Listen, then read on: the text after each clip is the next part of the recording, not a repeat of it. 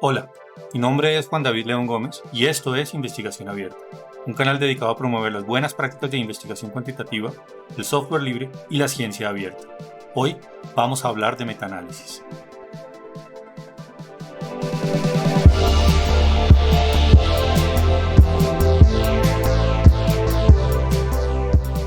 Para esto, voy a hacer primero una introducción al metaanálisis explicando las bases, los fundamentos del metaanálisis, así como las bases de algunos diagramas comunes como el diagrama de bosque o el forest plot y también el diagrama de embudo o funnel plot que se usa muchísimo en metaanálisis. Por supuesto, las personas que ya conozcan y entiendan de metaanálisis se pueden saltar esta sección, dejaré marcas de tiempo en la descripción para que puedan hacerlo. Después mostraré cómo hacer estos metaanálisis en Jamovi.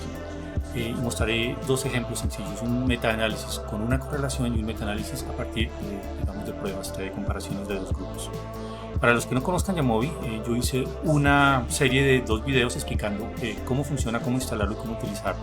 Jamovi es un programa muy interesante basado en R que tiene una interfaz gráfica que busca, digamos, ser similar en cierto nivel a lo que hace SPSS, pero es mucho más limpia, mucho más sencilla.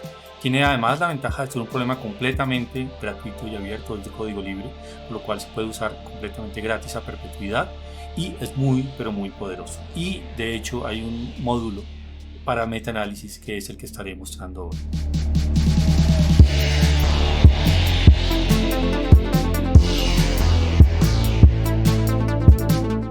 Aquí lo que tenemos es la simulación de 10.000 puntos, mostrando una asociación entre peso y estatura. Esto, por supuesto, es solamente hipotético, esto no representa la realidad. Tenemos 10.000 puntos simulados y vamos a suponer que esta es la realidad, que esto es la población. Y aquí, en esta línea, pues tenemos, digamos, una regresión, o digamos, una línea de regresión que mostraría de manera la asociación entre esas dos variables, la asociación entre comillas real entre esas variables. ¿Qué sucede cuando yo no tengo acceso a la población? ¿Qué es lo que suele pasar? Cuando hacemos estadística inferencial, por supuesto, necesitamos usar muestras y tratar de inferir que eso sea a nivel de población a partir de esa muestra. Aquí tengo un ejemplo. Aquí tengo en rojo unos pequeños puntos que son una muestra aleatoria de esos 10.000 puntos. Aquí están los puntos que se llenan en muestra. Esto, por supuesto, me genera un modelo y este modelo además tiene un error. En este caso estoy mostrando aquí los intervalos de confianza al 95%. Como verán, el modelo se diferencia un poco del modelo, entre comillas, real, de la realidad que estamos suponiendo acá. Y esto es lo que siempre sucede. Tenemos una población que desconocemos y al final lo que tenemos es una muestra con base en la cual tenemos que tratar de inferir qué sucede a nivel de población. Ahora, quiero resaltar la importancia del tamaño de muestra en los modelos, pero voy a hacer muestras aleatorias de esa población hipotética, y aquí con un N de 10, con un N de 100 o con un N de 1000. Y voy a hacer diferentes muestras aleatorias y vamos a ver cómo se comportan esos modelos.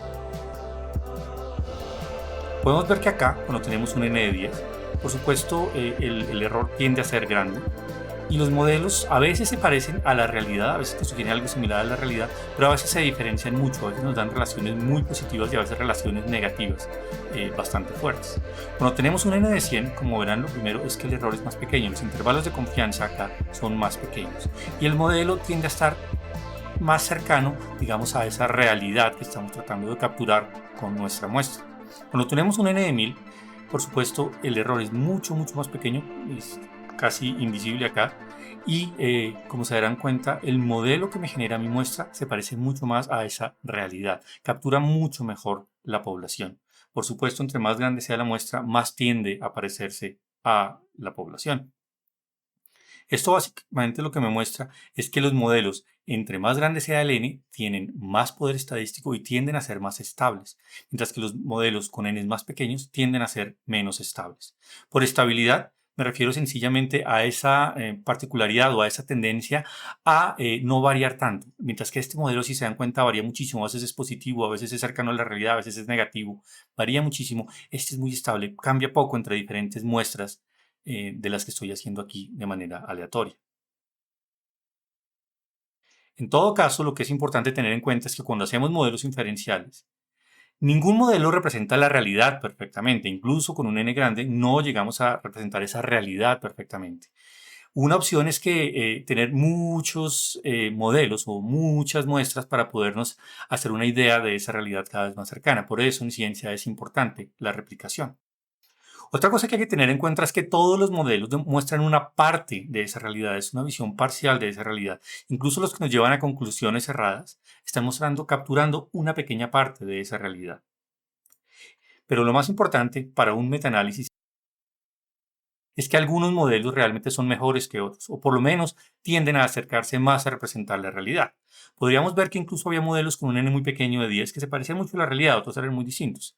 Pero lo que sí sabemos es que los que tienen un n más grande, hay más probabilidad de que se parezcan a la realidad. Tienen un mayor n, tienen un mayor poder estadístico y entonces tienen un menor error, son más estables y tienden a acercarse más a la realidad. Un metaanálisis entonces, ¿qué busca?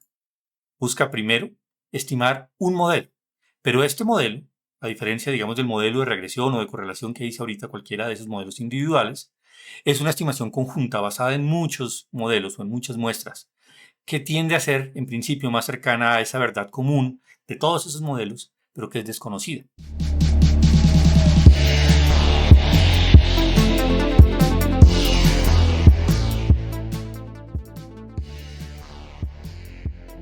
Primero, para explicar la importancia del poder estadístico en los metaanálisis, voy a explicar cómo funciona el diagrama de embudo o funnel plot.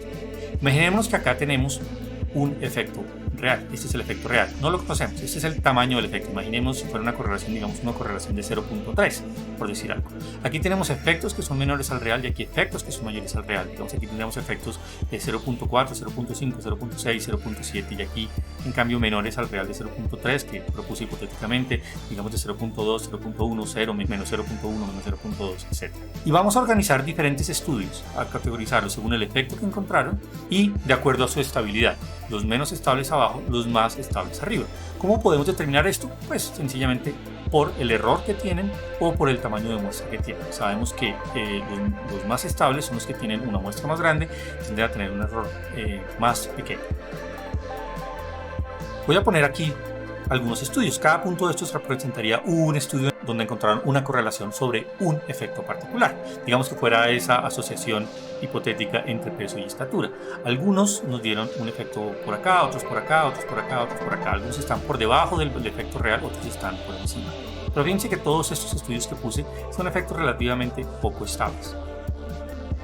Si agregamos más estudios, digamos más estables, digamos que fueran estos, y otros incluso más estables, y otros más estables. Si se dan cuenta, obviamente los más estables tienden a estar más cerca del efecto real, mientras que los menos estables pueden estar muy lejanos, pueden estar cerca del efecto real por casualidad, pero también pueden estar mucho más lejanos. Mientras que los que tienen más estabilidad, los que están en la parte superior, tienden a estar más cerca a la realidad. Esto me genera de alguna manera una especie de triángulo, donde en la base del triángulo, mucho más amplia que la punta, los efectos o los estudios pueden estar más lejanos, tienen más dispersión, se alejan con frecuencia más del efecto real que los que tienen un poder más alto, los que son más estables. Este diagrama de embudo o funnel plot también es importante porque me puede ayudar a ver sesgos. Si yo, por ejemplo, encontrara algo como esto, pues lo más obvio sería pensar que aquí hay algunos estudios no incluidos. ¿Qué quiere decir que estos estudios no estén incluidos y por qué no están incluidos? Para esto puede haber muchas razones, pero hay dos principales. Por un lado, lo que se conoce como el sesgo de publicación.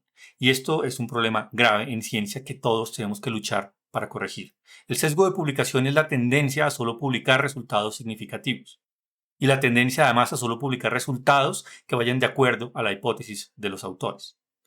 Esto es grave porque nos da una visión incompleta de un efecto. Si el metaanálisis algo puede hacer es estimar un efecto real a partir de muchos estudios.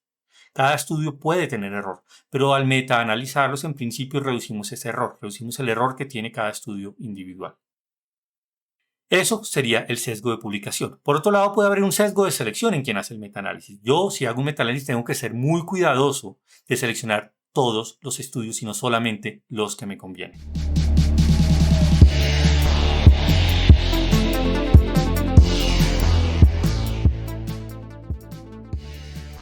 El otro gráfico muy común al hacer metaanálisis, tal vez el más importante, es lo que se conoce como diagrama de bosque o en inglés forest plot. Lo que tenemos acá es básicamente una lista de estudios. Todos los estudios que estamos metaanalizando, tenemos un estudio 1, un estudio 2, un estudio 3, hasta el 9 en este caso. Esto es un ejemplo hipotético. Aquí típicamente no se pondría estudio 1, sino algo que de alguna manera identifique el estudio. Por ejemplo, el estudio de Pérez 2015 y en el estudio 2 podría ir el de Jones y Mackenzie 2010, yo qué sé. Y tenemos entonces primero esa identificación del estudio. Después tenemos el peso relativo de cada estudio. ¿El peso qué quiere decir? Como sabemos, hay estudios que tienen un mayor poder estadístico, que son más estables, tienden, insisto, a parecerse más a la realidad. A esos estudios entonces, cuando los metaanalizamos, les vamos a dar más peso, les vamos a dar más credibilidad, más importancia. Aquí entonces, como se darán cuenta, hay algunos que tienen un peso, digamos, de 9.54, este tiene un peso mucho más grande de 25.04. Este aquí, en esta gráfica, lo que me está representando es en el cuadrado de la mitad el efecto encontrado. Aquí esto sería hecho con correlaciones, aquí tenemos una correlación de 0. Y aquí tenemos en cada cuadradito representándonos ese efecto. Este, por ejemplo, encontró un efecto de 0.19. Aquí está señalado el efecto 0.19. Este encontró un efecto de 0.16. Son similares. Sin embargo, lo otro que tenemos acá como una medida del error. Aquí tenemos los intervalos de confianza al 95%. Que están en esta última columna. Lo que me muestra esto es que, aunque en este estudio encontraron un efecto, una correlación de 0.19, tenemos un 95% de confianza, según ese estudio, de que el efecto real está entre 0, que aquí está marcado al final de la línea, y 0.38, que está marcado al final de esa línea. Tiene un rango muy grande, tiene un intervalo de confianza muy amplio, tiene un error bastante amplio porque tiene una muestra relativamente pequeña. Este segundo estudio, por ejemplo, el tamaño de la muestra además está representado como el tamaño del cuadrado que representa el efecto, pero si te dan cuenta tiene un error mucho más pequeño, unos intervalos de confianza mucho más pequeños que van del 0.9 al 0.24, mientras que acá teníamos un rango de 0.38, aquí tenemos un rango de 0.15, es bastante más pequeño y por eso le damos más credibilidad a este estudio. Por último, abajo pues tenemos el modelo general, el metaanálisis que hacemos de todos estos análisis, teniendo en cuenta estos pesos, de alguna manera como promediar estos estudios, pero de acuerdo al peso y a la credibilidad que le damos, según la estabilidad que tienden a tener esos modelos y qué tan cercanos hipotéticamente tienden a ser al efecto real. Esto nos muestra entonces que aquí ya tenemos un peso combinado del 100% de todos estos pesos, el efecto que encontramos teniendo en cuenta todos estos tamaños de efecto, pero además los pesos que calculamos para cada estudio, en este caso es de 0.18 y tenemos unos intervalos de confianza que están entre 0.11 y 0.25 que por supuesto aquí se muestran como las esquinas de este rombo. Esto es un diagrama de bosque.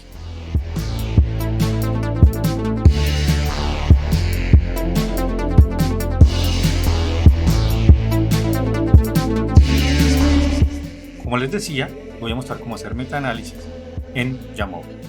Jamovi, como ya les conté, es un programa de código abierto, muy sencillo, muy fácil de utilizar y voy a mostrar cómo es de fácil hacer un metaanálisis en Jamovi.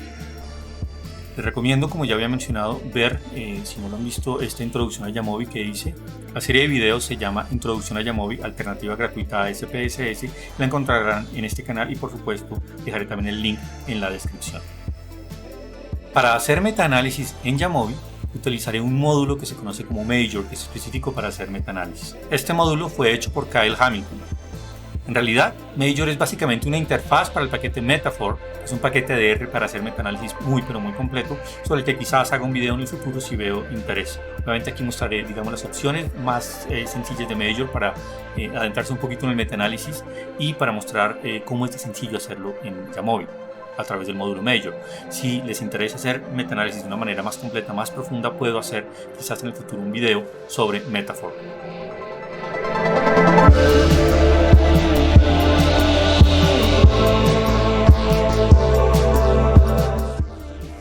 Quiero aclarar una cosa antes de empezar. Los módulos de Jamovi son específicos para cada versión de Jamovi. Si uno instala la versión más reciente de Jamovi, que pueden instalar desde la página de Jamovi, que es jamovi.org, van a Download y aquí pueden instalar la versión más reciente. Normalmente uno instala esta versión, la current, la que está al día, en este caso al día de hoy es la versión 1.8.1. Cuando ustedes vean este video puede que haya versiones posteriores y suele ser la que más funciona. Ahí se instalan, después de instalado el programa, uno instala los módulos, ya les mostraré cómo. Pero quiero que tengan en cuenta una cosa. Al día de hoy, el módulo de Major para hacer metaanálisis de Jamovi tiene un error en el caso de las correlaciones, la versión actual.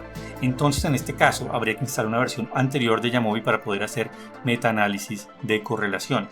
Yo recomendaría instalar esta versión Legacy, que es la 1.2.27. Y obviamente está para Windows, pero si ustedes usan Mac o Linux, pues les aparecerá acá, por supuesto, la versión para su sistema operativo.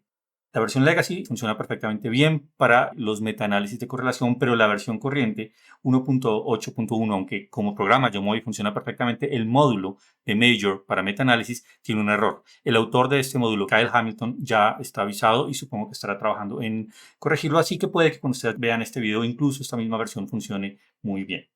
Aquí abro Jamovi y esta es la versión anterior, esta es la versión Legacy, la versión 1.2.27 y por supuesto aquí me dicen que me dan una noticia de que puede haber problemas de seguridad con esta versión. Esto se hace por, pues recomiendan caución porque es una versión anterior que no está al día.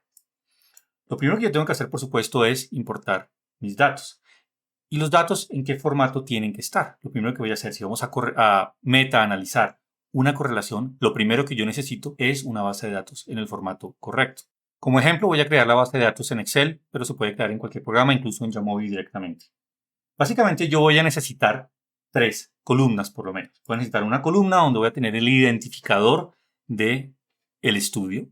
Esto es importante para que yo pueda saber qué estudio estoy metaanalizando. Y digamos, voy a ponerle a esta columna de identificador. Voy a tener una segunda columna que va a ser el N, el tamaño de muestra de ese estudio, de la correlación en ese estudio. Y por último voy a tener la correlación, digamos, medida en ese estudio. Es importante que este N y este R sean de la misma correlación, por supuesto. El identificador, entonces acá yo voy a poner, por ejemplo, Pérez 2010. El siguiente es de Jones 2012, etc. Vamos, acá tenían un N de 125 personas o 125 observaciones según el tipo de análisis que estuvieran haciendo y encontraron un R de 0.26, mientras que esta fue, digamos, de 35 personas y encontraron un R de menos 0.05, un R casi igual a 0, etc. Ustedes tienen que poner todo esto. Básicamente lo que necesitamos es hacer esto. En Jamovi, para abrir los datos, yo sencillamente tengo que ir a esta opción que tiene como las 3 rayas, que es el menú principal. Si los datos no están en formato de Jamovi, sino por ejemplo en formato de Excel o en formato de SPSS, yo debo ir a importar, después ir a este PC y acá puedo sencillamente en Browse buscar en mi equipo dónde están los datos. Aquí en el escritorio yo tengo una base de datos que es .core, que básicamente son datos para hacer una correlación. Aquí tengo 3 columnas que no necesito. Si yo le hago clic a esto, puedo seleccionar los datos o cambiar las características de cada variable. Voy a seleccionar estas 3 que no sirven para nada, le hago clic derecho y le puedo poner Delete Variables, borrar estas variables. Me pregunta que si quiero borrar estas 3 columnas, le voy a poner que OK, me las borra. Y aquí tengo cada una de las variables. Tengo autores. ¿Qué tipo de medida es? ¿Es nominal? Sí, por supuesto. El N, NI, el N-iésimo, el iésimo N, aquí lo tengo escrito como NI, se refiere al N de cada uno de los estudios, del primero, del segundo, del tercero, hasta el iésimo, y lo mismo el R de cada uno. El NI me lo tiene como nominal, en realidad esto no es nominal, es una variable continua, pero integer quiere decir de enteros, no tiene decimales, solamente es en enteros. Y por supuesto tengo el R, que es una variable continua y que tiene decimales. Puedo ocultar esto. Ya tengo mi base de datos listo. Ahora, el módulo. Tengo que ir a la sección de módulos, ir a Jamovi Library y ver los que están instalados. Lo que ustedes tienen que buscar es un módulo que se llama Major y le tienen que hacer clic en instalar. Aquí ya lo tengo instalado. Tienen que hacer clic en instalar. Si ustedes están trabajando con una versión más moderna de Jamovi y tienen instalado Major para esa versión, aquí les saldría un letrero que les diría algo como esto. Les dice, por favor, actualice, esta versión no es compatible. En este caso, tengo la versión ya correcta. Cuando yo tengo ya instalado ese módulo Major, voy a hacer clic en Major y voy a seleccionar correlation coefficients, o voy a metaanalizar coeficientes de correlación. Esto me abre estas opciones. Lo que me pide acá es que yo agregue acá las correlaciones. ¿Cuál es la correlación que estoy metaanalizando? En realidad las correlaciones las tengo en esta columna que es RI, el iésimo R. Tamaños de muestra, sample sizes, tengo NI. Y por último, digamos, la etiqueta del estudio, el identificador de cada estudio. Aquí está en una columna que se llama authors o autores. Apenas yo tengo estas tres, si se dan cuenta, inmediatamente me hace el metaanálisis. Me dice que el estimado, digamos, la correlación metaanalizada que yo encuentro es de 0.15 con un error estándar de 0.03, un valor Z de 4.15 y es una correlación significativa con un P inferior a 0.001. Los intervalos de confianza de esta correlación de 0.15 están entre 0.09 más o menos y 0.21 aproximadamente. Aquí más abajo tengo el forest plot, el diagrama de bosque. Y puedo ver cada uno de los estudios, el tamaño del efecto que tienen y los intervalos de confianza, así como esto representado. Y aquí tengo el efecto del metaanálisis, que me muestra una correlación de 0.15 con intervalos de confianza entre 0.09 y 0.21, como de hecho ya estaba puesto acá. Más abajo tengo acá una herramienta utilizada para mirar si hay sesgos de publicación. Ahorita hablaré un poco más de eso. Y aquí tengo el funnel plot o el gráfico de embudo. Lo que veo acá se ve bastante bien. Este es no necesariamente el efecto real, pero sí el efecto, digamos, metaanalizado de 0.15. Y acá tengo los estudios que están metaanalizados. En realidad son más o menos simétricos alrededor de esta línea y la mayoría están dentro de ese triángulo. Digamos, encontramos como la dispersión o la distribución de estudios que se esperaría.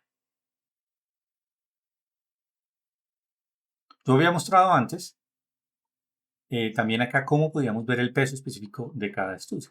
Para eso yo tengo acá varias opciones. Tengo la opción de opciones del modelo.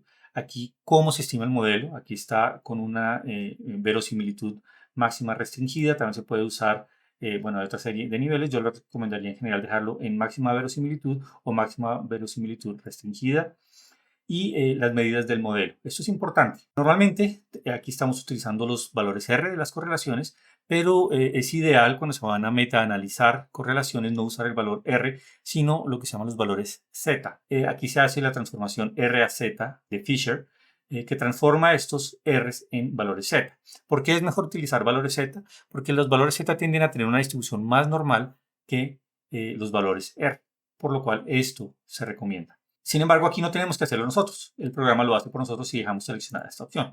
Hay otra opción de utilizar sencillamente los coeficientes de correlación tal cual están, los R's, o utilizar los coeficientes de correlación tal cual están, pero corrigiendo un poco el sesgo, los sesgos que puedan tener. También nos pregunta si hay moderador. Esto sí había algún moderador en el modelo. En este caso no tenemos moderadores. Es una, digamos, opción que no voy a explicar en este momento. ¿Y qué intervalos de confianza queremos? En este caso están por defecto al 95%, que es lo que estamos viendo en todos estos casos, y también en estos intervalos de confianza para el modelo metaanalizado, pero yo podría cambiarlos al 90% o a lo que sea necesario. También puedo pedirle que me muestre el ajuste general del modelo. Y aquí me muestra una estimación general del ajuste del modelo, donde me muestra algunos criterios de información, como el criterio de información de Akaike y el de Bayes, el criterio de información de Akaike de segundo orden o corregido para muestras pequeñas, muestra la verosimilitud logarítmica y me muestra la desviación. Y también puedo pedir una figura de diagnóstico de valores que son demasiado influyentes. Esta tampoco lo voy a explicar por ahora, pero es algo que se puede explorar con más calma. Después tengo la sección de plots o gráficos. Aquí tengo, primero para el forest plot que tenemos acá, tengo la opción de agregar el intervalo de predicción. Aquí, como verán, me genera unos intervalos de predicción acá. Es una opción que normalmente no se utiliza, pero pues está disponible. Tengo el resumen del estimado, que por supuesto lo tengo acá abajo. Puedo pedirle acá que me muestre los pesos de cada modelo. Esta es la opción que yo había mostrado al principio, donde sencillamente agrega acá el peso relativo que tiene cada uno de estos estudios o cada uno de estos modelos metaanalizados dentro de nuestro modelo metaanalítico. Aquí en el eje X le puedo pedir cuántos pasos quiero. Aquí tengo 5, le puedo pedir que me dé más pasos, digamos, le puedo pedir que me dé 10 pasos. Y aquí me muestra, por supuesto, muchas más líneas de referencia. Le puedo poner un título al eje X y esto podría ser, por ejemplo, no sé, coeficiente de correlación o algo así. e inmediatamente me agrega ese título. Tengo también opciones puramente gráficas, estéticas, como cómo quiero representar cada estudio, cómo quiero representar el tamaño del efecto y digamos, el tamaño de la muestra o el poder de cada estudio. Este momento lo tengo con cuadrados negros, podría pedirle círculos negros, por ejemplo, me los cambia y hay una cantidad de opciones, diamantes, triángulos, círculos vacíos, diamantes vacíos, cuadrados vacíos, triángulos vacíos o incluso con estrellas. A mí me gusta en general la versión por defecto, la opción por defecto de cuadrados negros, pero pues es una cosa que cualquier persona puede decidir. Y con respecto al funnel plot, tengo algunas opciones. ¿Qué estoy mostrando acá? Estoy mostrando el error estándar de estimado para cada estudio. El error estándar estimado para cada uno de los estudios está arriba de los que tienen menos error estándar y abajo de los que tienen más. Por supuesto, un estudio que tuviera un error estándar de 0 tendría un tamaño de muestra infinito, cosa que no se puede lograr, pero obviamente hay estudios que según el tamaño de muestra pueden tener errores muy pequeños. Puedo pedirle opciones alternativas, puedo pedirle que me muestre, por ejemplo, el tamaño de muestra y me va a generar algo similar, aunque no me muestra el triángulo porque no se va a, digamos, a representar de una manera tan clara. Puedo pedirle la raíz cuadrada del tamaño de muestra. También tengo digamos, la varianza del muestreo. Es otra opción interesante. Me muestra aquí no un triángulo, sino como esta figura, que en últimas me demuestra la misma tendencia. La más común, sin embargo, es el error estándar, la que se suele utilizar y la que voy a dejar, la que me muestra el triángulo que expliqué al principio. Puedo pedirle también que me lo haga inverso. Esto es el inverso del error estándar, por lo cual pues, no se alcanza a cerrar el triángulo, de dejarlo como estaba. Y por último tengo la opción de mejorar los contornos. ¿Esto qué quiere decir? Si este fuera el efecto real, en esta zona en blanca tenemos efectos que no se diferencian significativamente de ese efecto real.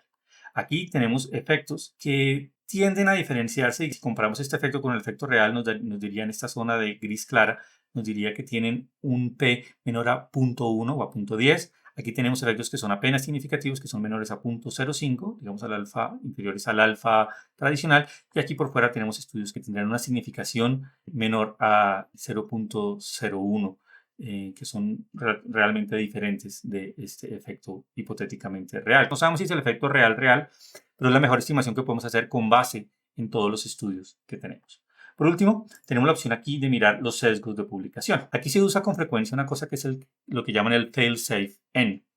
Y hay varias formas de calcularlo. Tenemos la de Rosenthal que está, la de Orwin y la de Rosenberg. Básicamente, esto lo que me muestra es el número de estudios con un efecto de 0 que yo tendría que agregar para que mi resultado metaanalítico fuera de 0. Aquí me dice 316 y esto suena muy grande. Dice que es significativo, es decir, que tengo credibilidad en que, digamos, no hay un sesgo de publicación. Quiero aclarar, sin embargo, que esta técnica del fail-safe N ha sido sumamente criticada y se ha mostrado que los métodos que hay tienen problemas. Un problema que podemos ver es que, por ejemplo, este método Rosenthal me sugiere 316 estudios, digamos, no significativos o con un efecto nulo para que mi metaanálisis dejara de ser significativo.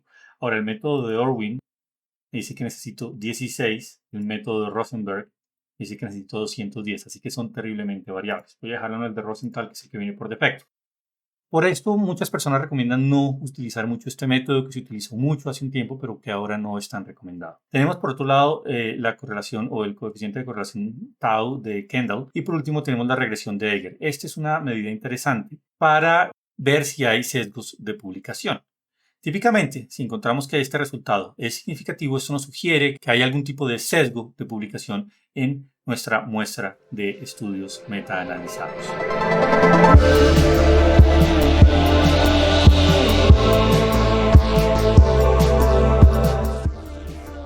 Voy a hablar ahora de cómo hacer el metaanálisis de una comparación de dos grupos. No tenemos el mismo efecto metaanalizado, digamos, en diferentes estudios o en diferentes muestras.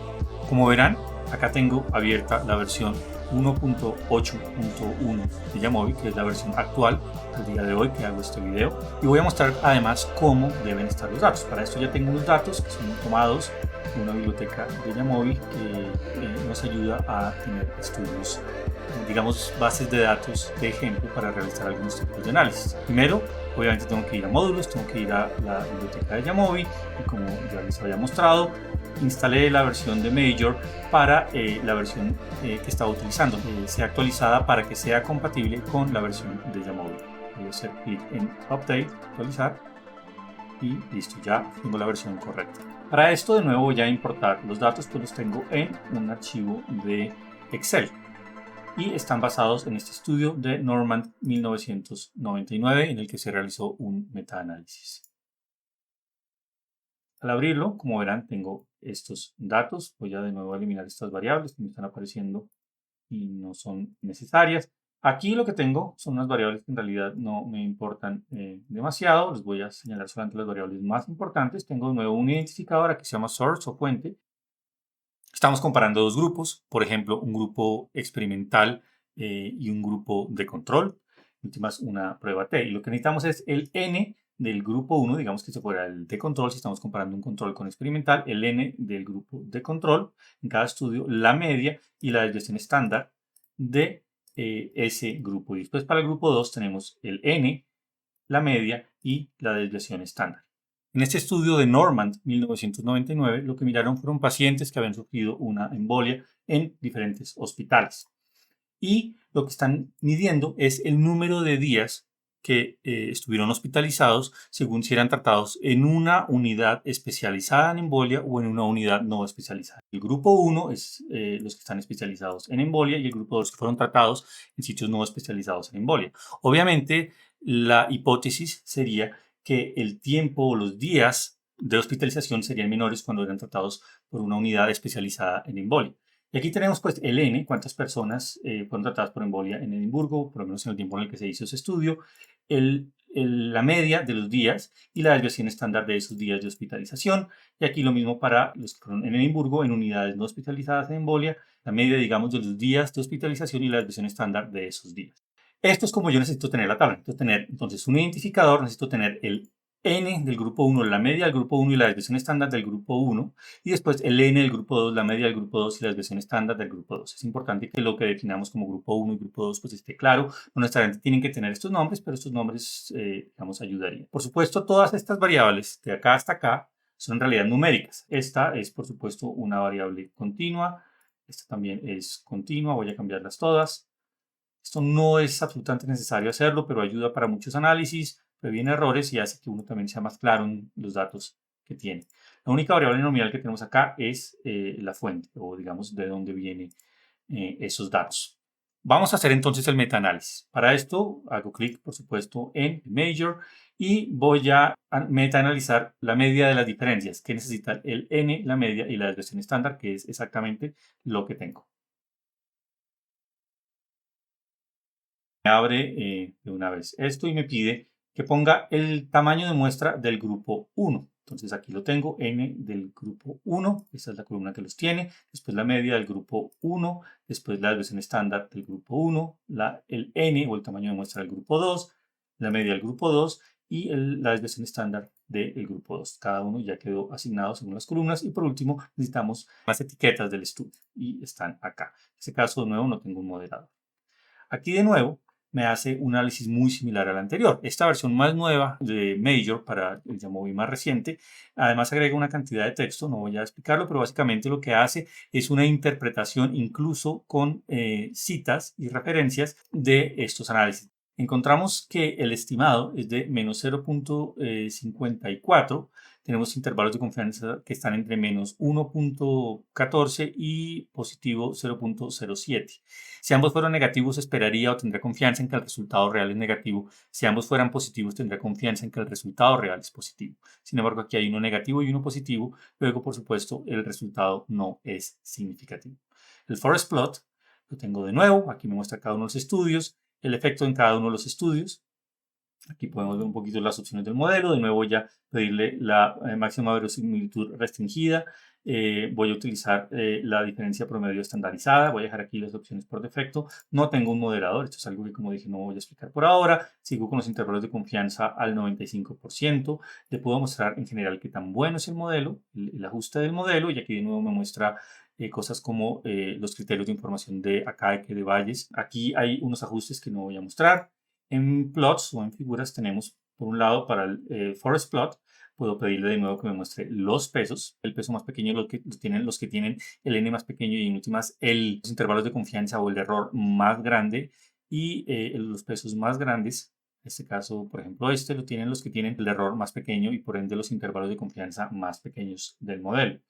De nuevo, tengo las mismas opciones que antes. Puedo pedirle el número de pasos que quiero mostrar acá, como de niveles que quiero mostrar para el efecto. Puedo agregarle un título al eje X. Puedo cambiarle la figura que representa esos efectos. Puedo organizar estos valores de acuerdo a los valores ajustados. Puedo organizar los valores de acuerdo a a los residuos. Hay diferentes opciones acá. Puedo cambiar el tamaño de esta figura. Puede ser mediana, me lo pone un poquito más grande. Es importante recordar que todas estas figuras yo les puedo hacer clic derecho y puedo copiarlas o puedo exportarlas, digamos como PDF, como PNG, que sería una imagen, como SVG, que son imágenes en vectores, o EPS, que es PostScript, también funciona para ser manipulada después. PNG sí es una imagen plana, o como les decía, puedo sencillamente copiarla y pegarla en un documento de Word o del tipo de archivo en el que esté trabajando. Y el funnel plot, aquí me muestra esto. Por supuesto, aquí se ve como que hay unos estudios que están muy distantes del resto. Aquí la regresión de Egger no es significativa, no me sugiere necesariamente que haya un sesgo de publicación. Sin embargo, sí se ve que obviamente la distribución es, digamos, algo particular. Esto me sugeriría sobre todo que hace falta realizar más estudios. Con respecto a los sesgos de publicación, el fail safe n, puedo mirar de nuevo Rosenthal, Orwin o Rosenberg, aunque como decía hay problemas con esas mediciones, no necesariamente son ideales. Puedo además aquí ver una opción muy importante que es ver lo que se llama el P-curve o la curva P. Y aquí me aparece. Aquí lo que tenemos son el número en porcentaje, la cantidad de estudios que son significativos a cada uno de estos niveles. Aquí solo me les muestra los que son significativos por debajo del nivel de 0.05. Y esto es lo que se esperaría si no hay ningún sesgo de publicación. Lo que encuentro, de hecho, es esto. Todos los estudios tienen una significación muy alta y de 0.01 o menor, y ninguno de aquí para allá. Esto no es necesariamente malo, está bastante bien. Lo grave sería si, por ejemplo, esta línea azul me apareciera con una tendencia contraria a la verde. Por ejemplo, esta va hacia abajo, que es lo que se esperaría, y encontramos otra que va hacia arriba. Si la azul fuera hacia arriba, eso sería grave, me sugeriría un sesgo de publicación, donde la mayoría de los estudios no son muy significativos, sino son apenas significativos, lo que puede sugerir de pronto algunas malas prácticas también por parte de los investigadores y malas prácticas editoriales, donde se aceptan los que son apenas significativos, que obviamente no es lo ideal y no lo que se esperaría si los estudios en realidad demuestran la realidad. Eso no quiere decir que un estudio que me dé un P apenas significativo esté mal, no, pero lo que sí sería raro es que la distribución estuviera, digamos, sesgada a tener mayor cantidad de estudios que son apenas significativos versus aquellos que son muy significativos si el estudio real es significativo. Por último, tengo aquí unas opciones para hacer test de equivalencia. Esto no lo voy a mostrar, pero esto básicamente es una prueba que me permite descartar la hipótesis nula. Por último, tengo opciones adicionales con las que se pueden hacer algunos diagnósticos y mostrar una gráfica de verosimilitud, efectos que no voy a mostrar, pero que están disponibles para quien los quiera investigar. Con esto termino el video sobre metaanálisis. Es una introducción sencilla, básica al metaanálisis y para metaanalizar dos tipos de estudios comunes, con correlaciones y diseños donde se comparan dos grupos, básicamente diseños equivalentes a una prueba T. Como verán, hacer metaanálisis en YAML es muy sencillo, crear las bases de datos es muy sencillo, pero por supuesto es importante, si uno quiere hacer un metaanálisis serio, que uno haga una muy buena selección de los estudios. Si les gustó el video, les agradezco darle un pulgar arriba y si quieren suscribirse para ver futuros videos que haga. También, si les interesa que haga videos más profundos sobre metaanálisis, por ejemplo en R, y con técnicas un poco más avanzadas, más sofisticadas, por favor háganmelo saber en los comentarios.